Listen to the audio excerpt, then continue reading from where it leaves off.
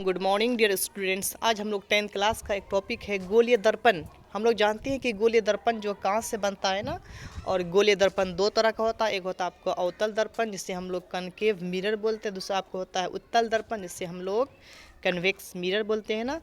तो आप लोगों को जो जानते हैं कि जो उत्तल अवतल दर्पण आपको ऐसा बनता है ना, ये उत्तल अवतल दर्पण हो गया, और ये आपको हो गया उत्तल दर्पण, ये आपको ऐसा बनता, ठीक है।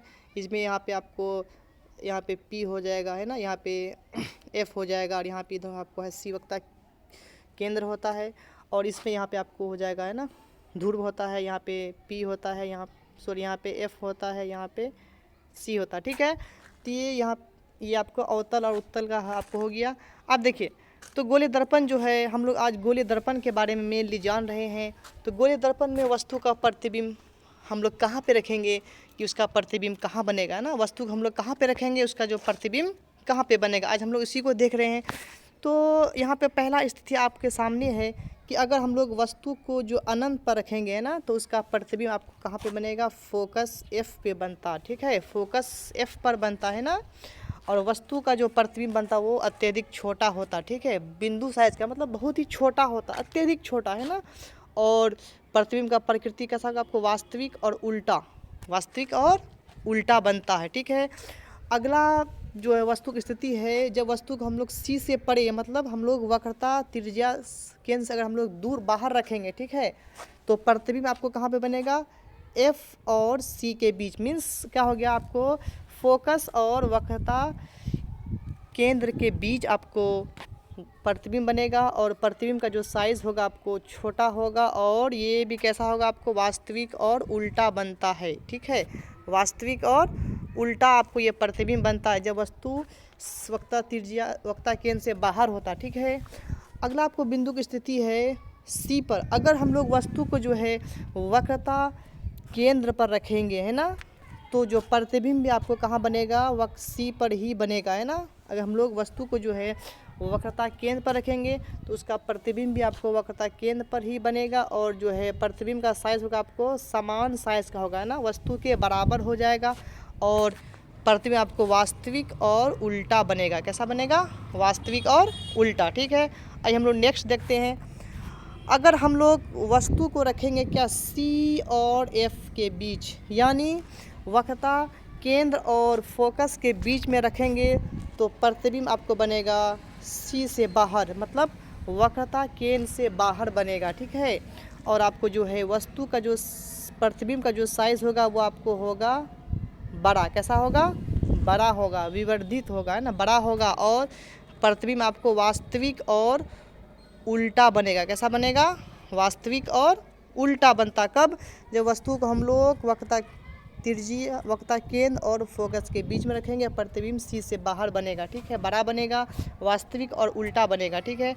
अगला हम लोग देख रहे हैं, जब वस्तु को हम लोग रखेंगे कहाँ पे, जब वस्तु को हम लोग F पे रखेंगे, मतलब फोकस पे रखेंगे ना अगर हम लोग, ठीक है, तो प्रतिबिंब आपको बनेगा अनंत पर। कहाँ बनेगा, प्रतिबिंब आपको अनंत पर, इन्फिनाइट पे बनेगा, इन्फिनिटी में बनेगा, और जो प्रतिबिंब होगा वो आपको अत्यधिक विवर्धित होगा, मतलब बहुत ही बड़ा बनेगा, और प्रतिबिंब आपको बनेगा वास्तविक और उल्टा। कैसा बनेगा, वास्तविक और रियल एंड, ठीक है, रियल बनता, ठीक है।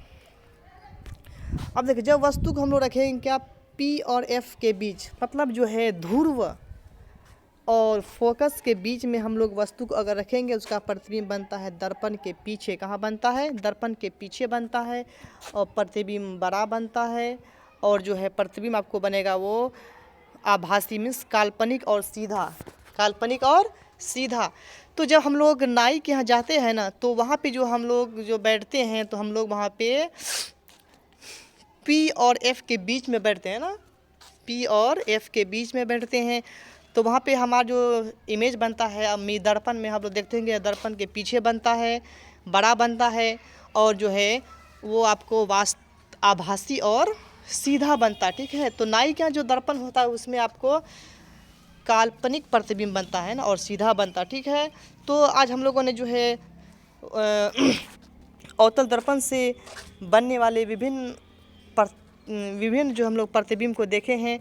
अब देखिए यहाँ पे इसका डायग्राम भी आपको यहाँ पे दिया हुआ देख सकते हैं ना, यहाँ पे डायग्राम भी आपको दिया हुआ है कि जो है प्रतिबिंब बनने का। देखिए ये आपको जब अनंत से बाहर था तो ये है ना, इसमें आपको जो है यहाँ अनंत पे था, यहाँ अनंत से वक्ता केंद्र से बाहर था, तो इसमें प्रतिबिंब जो है ना सी और एफ के बीच बन रहा है।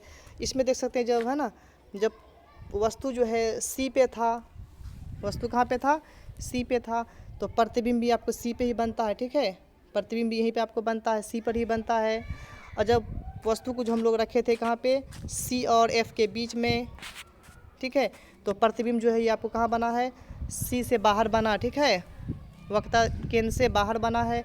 और यहाँ पे देख सकते हैं अगला आपको जो है, जब हम लोग वस्तु को जो है रखते हैं कहाँ पे, पी और एफ के बीच में, है ना, सॉरी एफ पे रखते हैं तो प्रतिबिंब अनंत पे बनता है। कहाँ बनता है, अनंत पे बनता है। जब वस्तु हम लोग जो पी और एफ के बीच में रखते हैं तो प्रतिबिंब दर्पण के पीछे बनता है। ठीक है, तो ये था आपको दर्पण से, अवतल दर्पण से बनने वाले विभिन्न वस्तुओं का प्रतिबिंब का स्थिति। ठीक है, अब एग्जाम में सवाल पूछता है कि अवतल दर्पण का उपयोग कहाँ कहाँ होता है ना, अवतल दर्पण का उपयोग एग्जाम में पूछता है। अवतल दर्पण के 2-3 उपयोग लिखें, तो अवतल दर्पण का उपयोग आपको होता है टॉर्च में होता है, सर्च लाइट में होता है ना, वाहनों का जो हेड लाइट है उसमें होता है। उसके बाद जो है जो नाई का जो है ना दर्पण होता है उसे हम लोग बोलते हैं हजामती दर्पण, शेविंग मिरर है ना, शेविंग दर्पण में इसका यूज़ होता है।